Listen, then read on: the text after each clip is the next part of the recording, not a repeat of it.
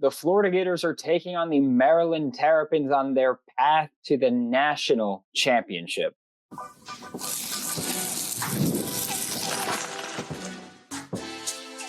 You are Locked On Gators, your daily podcast on the Florida Gators, part of the Locked On Podcast Network, your team every day.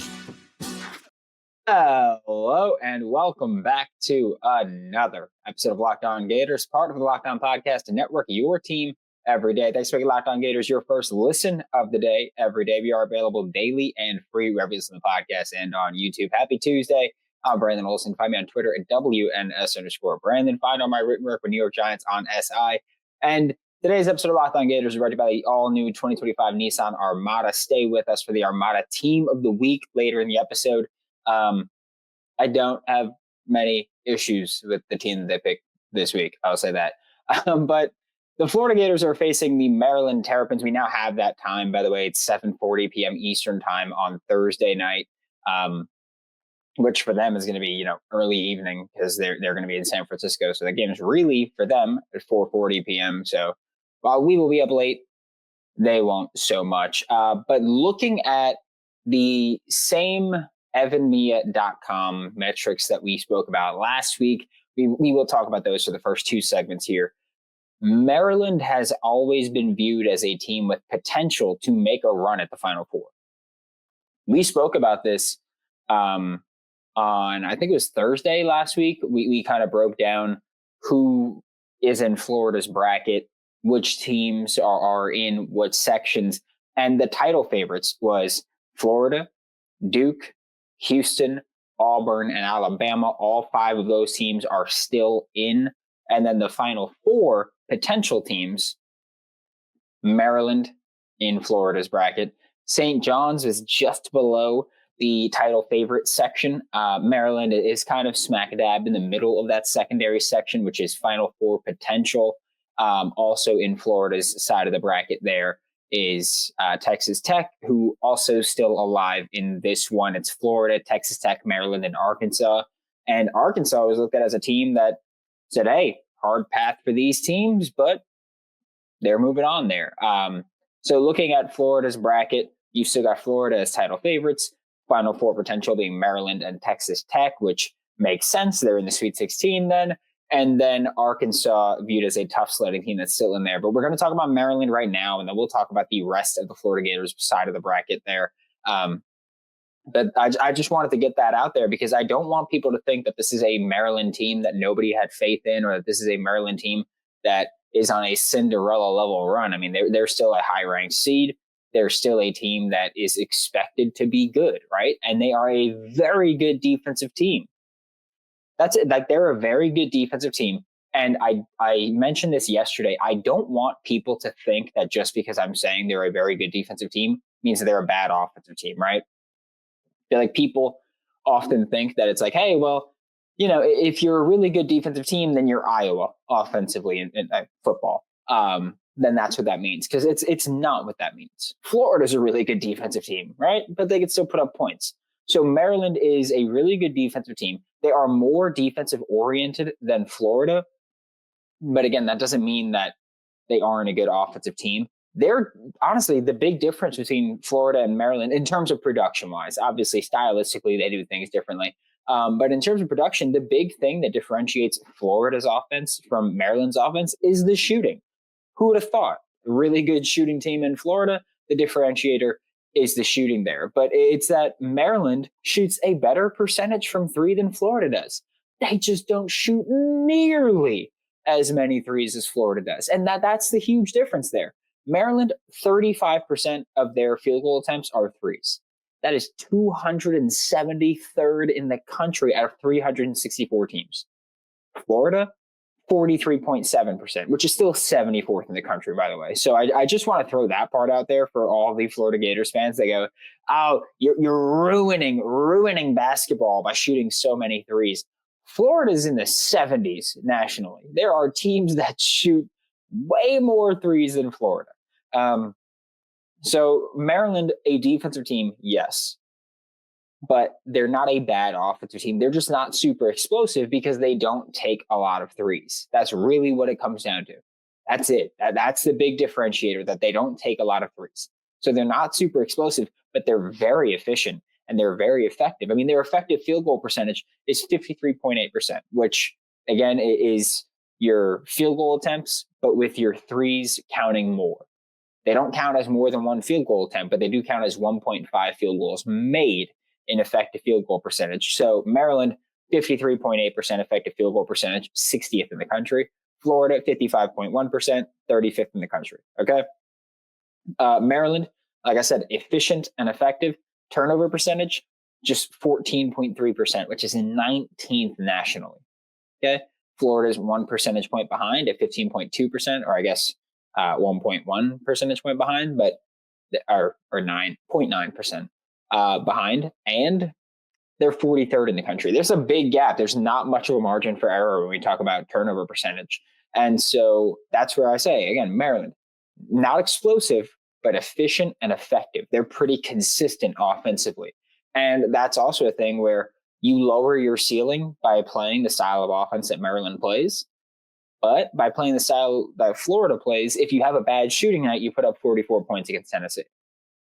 That's the kind of performances that we're talking about. That's the kind of offensive difference that we're talking about, which is one of the reasons I've said no team is going to beat Florida. Again, UConn had maybe the best game plan you could possibly have. They executed it almost perfectly. The only thing they didn't do was convert on their looks. Again, I think Florida didn't play great against UConn. They hit their shots. Defense was pretty good outside of the open looks because of switches usually. But I think that the big thing is like when you can shoot as well as Florida shoots, which not many teams in the country can shoot as well as Florida shoots, especially considering the volume that Florida shoots threes. But when you could shoot as well as Florida shoots, especially contested shots like Walter Clayton Jr., then you really open up your margin for error in every other area. And so I think that's the big thing with Florida. It's not that they're going to be beat by anything. It's just if their shots aren't falling, that's when they're going to lose. That's it. If they lose again, it's going to be because of that. And when we talk about kill shots, drink. But a 10-0 run, Florida is in that strong teams, always dangerous category where they go on a lot of 10-0 runs. They don't give up a lot of 10-0 runs, partially because their offense is so explosive. Maryland, toward that area, but a little bit in no man's land. They give up about the same number of 10-0 runs as Florida does. Just again, in terms of these kill shots only, they give up about the same number of 10-0 runs as Florida does, but they go on, I don't want to say significantly less, they go on considerably fewer, we'll say. So they go on fewer runs than Florida does. So that's the differentiator. It's not about giving up the runs, it's that Maryland doesn't go on them. I do think that Florida can match up well defensively with Maryland. I don't think again, we know they're going to switch a lot, but I do think that for your base look, you should say, hey, Alex Condon, match up with Derek Queen. Alex Condon's slightly taller, longer. I do think that Derek Queen can get physical with him, but I think that's where Alex Condon's length can make up for it, where, hey, even if he bumps into you and drives you back a little bit, you've got the length where you could actually still contest a shot. So I think Alex Condon should be the matchup there. And against Jacoby Gillespie, I'd look at Elijah Martin or Will Richard, probably going to be Will Richard, but personally, I'd want it to be Elijah Martin just because I think that Elijah Martin's ability to get on ball steals is a big differentiator. Like that's how I look at it. I look at it as, yeah, there's a size difference. So Will Richard could guard a wing better than Elijah Martin can, but also Elijah Martin goes for more on ball steals. Will Richard more off ball. And so Elijah Martin, they don't turn it over frequently. Put your guy that can force turnovers out there and allow him to go out there and try to make those plays. That's how I look at the matchup, at least. We will talk about the rest of the West when we get back with this episode of Locked On Gators.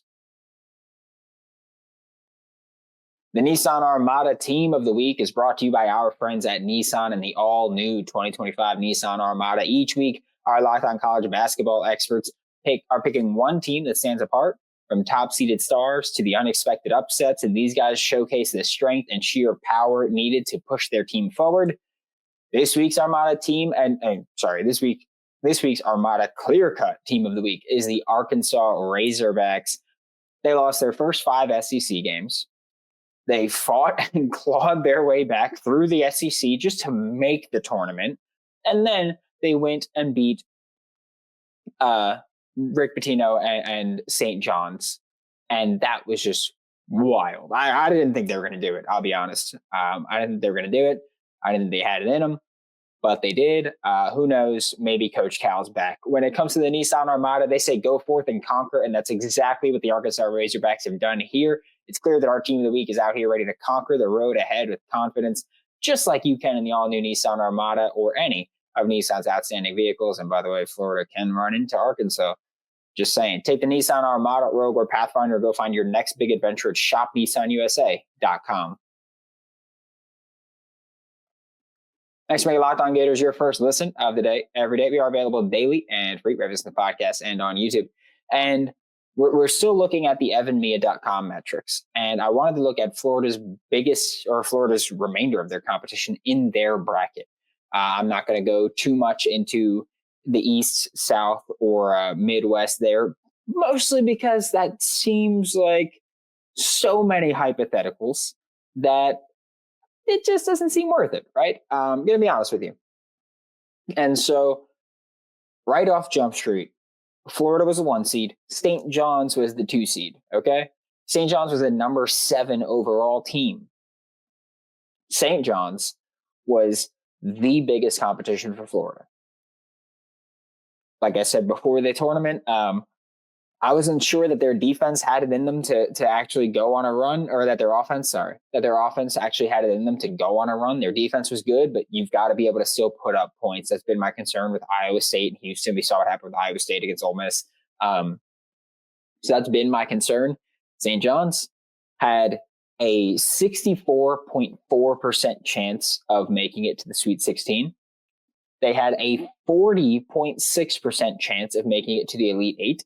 And they had a 19% chance of making it to the Final Four. Basically saying, hey, St. John's had a 19% chance of winning the West. Obviously, that didn't happen. And instead, it is Florida, Texas Tech, Arkansas, and of course, Florida's opponent, Maryland. And Florida to the Sweet 16. This is all right before the start of the tournament. Florida to the Sweet 16 had a 77% chance. That was expected. That happened. Texas Tech had a 61.7% chance of making it. That happened. Maryland had a 55.3% chance of making it. And that happened. Okay. And don't forget, Sweet 16 is 2 wins here. And so for Florida, you won your 2. Texas Tech, Maryland, all those could have gone, and St. John's could have gone. But St. John's lost to Arkansas, who had just a 7.3% chance of making it. Okay, 7.3% chance of making it to the Sweet 16. And Arkansas did it by beating St. John's. To make it to the Elite 8, Florida's at a 58.1% chance, Texas Tech 30.1%, Maryland 21.6%, and Arkansas 2.4% chance. And to talk about the Final Four, which I guess we'll do it. Talking about the Final Four, Florida had a 40.8% chance, Texas Tech 11.7% chance, Maryland 11.6% chance, and Arkansas had a 0.5% chance of making it to the Final Four. And here's the thing, with how much of an impact St. John's had on this, all of those teams' percentages rose, right? With St. John's gone, that doesn't really impact Florida's chances of making the Elite 8 because they couldn't run into each other until the Final Four anyway. Until the Elite 8. So it doesn't matter about making it there. But for Florida, it does matter with that Final Four percentage, right? You were at 40.8%. St. John's was at 19%. And the fact that now you're there and they're not, that increases your chances considerably, and title game chances and championship chances. Because again, it impacts those, or title game and champion, because they are no longer an obstacle in your path. Instead, it's a team that upset them in Arkansas, a team that a lot of people looked over, and a team that I think a lot of people would still look over today when we talk about the best teams in the West. So when we're talking about the West, Florida, miles ahead of Arkansas, at Maryland and Texas Tech in terms of percentages or percent chances of making things there. This is a West that is not easy. Arkansas all season has been a very streaky team that has not surprised anybody, that has not shocked anybody. Arkansas has been a streaky team all season. That's going to keep going. Right now, they're hot. No other way to put it. Right now, they're hot. They beat St. John's. They're in the Sweet 16. Will they stay hot? Who's to say? But they are a team that's been so streaky. Like even when we're talking about the kill shot stuff, they're a team that's been incredibly streaky. When you talk about Texas Tech and Maryland, well, Texas Tech, a better team, but also them, less streaky. Texas Tech is more consistent about, hey, we're not going to give up a lot of runs. We're also not going to go on a lot, but we're not going to give up a lot. And so they're in the pretty consistent bracket where we're going to grind it out. No one's going on big runs in our game, which would be a very interesting battle for if Florida and Texas Tech went against each other, where, hey, no one's going on big runs. And Florida is like, hey, we are. So that'd be a very interesting matchup there. But looking at just how these teams match up stylistically and just in terms of pure talent, Florida's the best team here, right? There's a reason that they were a number one seed. There's a reason that they are the top seed in this bracket, right? It's not going to be an easy path. Again, I think Maryland's a good team. I know that I seem like I just go with every opponent. I go, they're a good team, but UConn, very good team, just not good enough. Texas Tech, I feel like with Texas Tech, I spent this whole season looking at them and saying their offense is really good. Like I kind of look at it similar to Florida's sense of when they don't give up 10-0 runs a lot, when they don't give up kill shot drink runs.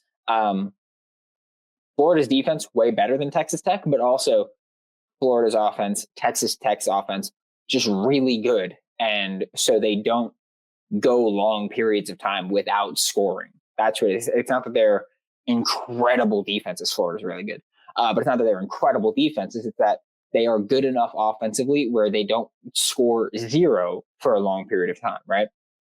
So there's that. Whereas Maryland, way better defensively than they are offensively, right? But again, their offense is efficient, effective. There's not going to be many 10-0 runs against them because they're not going to let you score a bunch. They don't let you score punches and bunches with Maryland, which is going to be an interesting stylistic matchup against Florida. So they don't let you score they don't let you go on runs. And again, they're going to get their hook shot. They're going to get their floater. They're going to get their midi. They're going to get their layup. They're going to get their efficient shots because that's what they're trying to do. And then Arkansas, a similar style, but way less efficient, way less effective offensively, but still a very good defensive team that this Arkansas Razorback squad is. So for Florida, I look at this and I say, okay, well, if we're talking about just in terms of pure entertainment value, Florida and Texas Tech would be one hell of a game, right? If we're talking about Florida facing the easier opponent, it would be Arkansas, right? And if we're talking about Florida facing the best opponent, it would be Texas Tech. Like if things shake out the way that they should in the West, Florida should beat Maryland, Texas Tech should beat Arkansas, and then those two teams should score 1 billion points. It's going to be like Alabama, BYU. Like those teams should score 1 billion points because they're both just so good offensively. I mean, you look at the Ken Palm rankings and Florida's the second offense in the country. Texas Tech's the 5th offense in the country.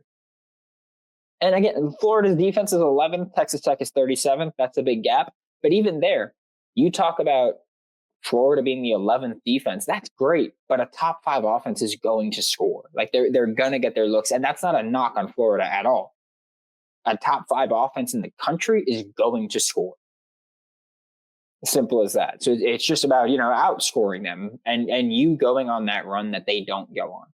Again, Texas Tech, they're not a streaky team. They are not a team that has a ton of runs in their game, whether positive or negative. That game against Arkansas is a complete stylistic matchup or stylistic contrast there in terms of going on runs and not going on runs, because Arkansas goes on runs, gives up runs. Texas Tech doesn't go on runs, doesn't give up runs. So that battle is going to be really interesting.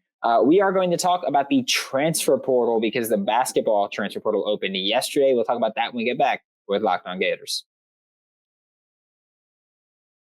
Get the supplies you need from the site made for the skilled trades. Supply House, whether you're in plumbing, HVAC, or electrical, Supply House is the reliable way to order products online. Their easy-to-use website is packed with helpful resources and the latest product info to help you get the job done right.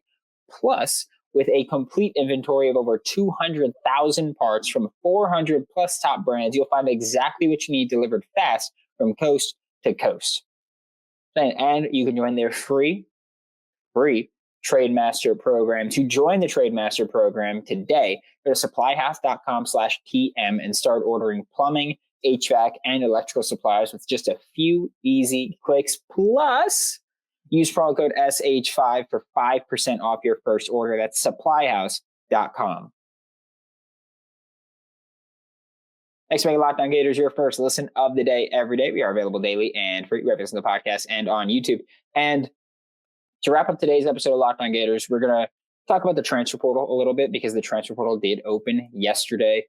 And we don't know, obviously, exactly who's entering the transfer portal yet.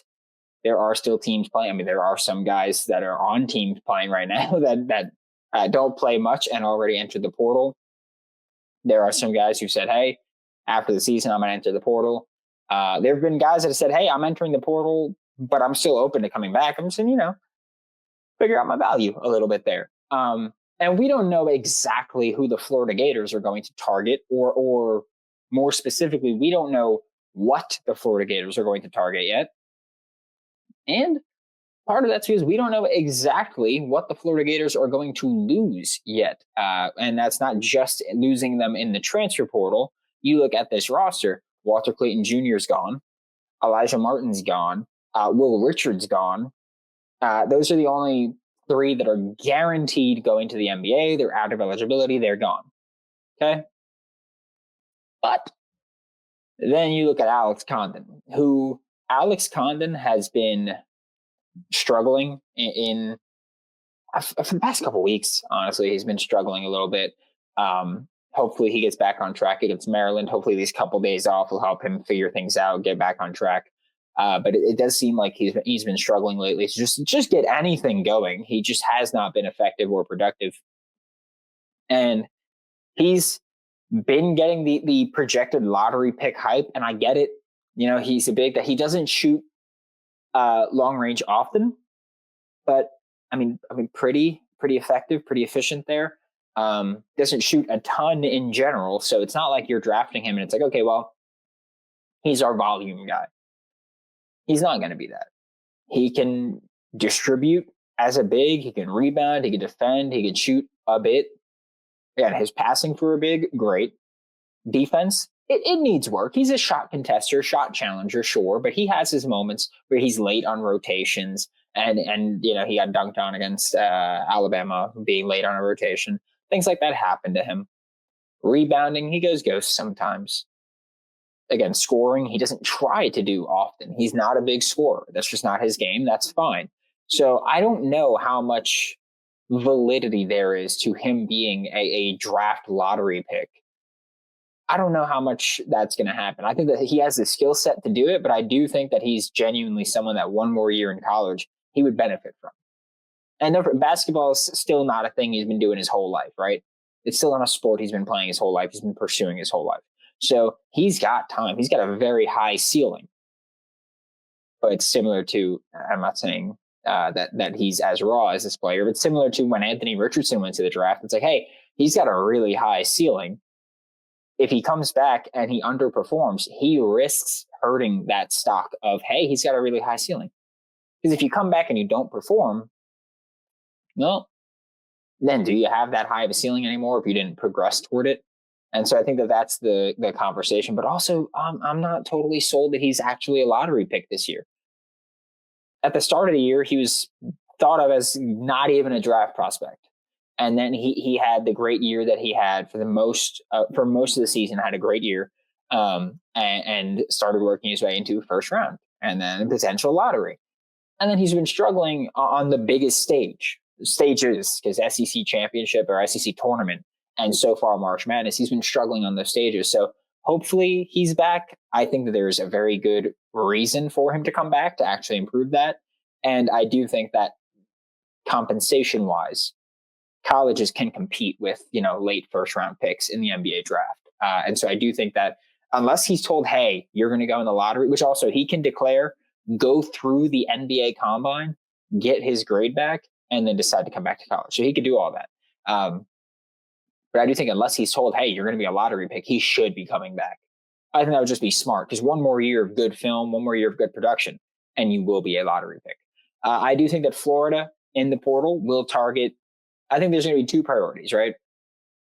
Starting guard, because Denzel Aberdeen will be starting. I mean, again, Denzel Aberdeen could start on,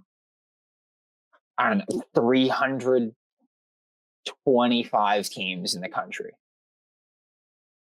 Not in Florida, not at Florida, right? He's behind a great trio.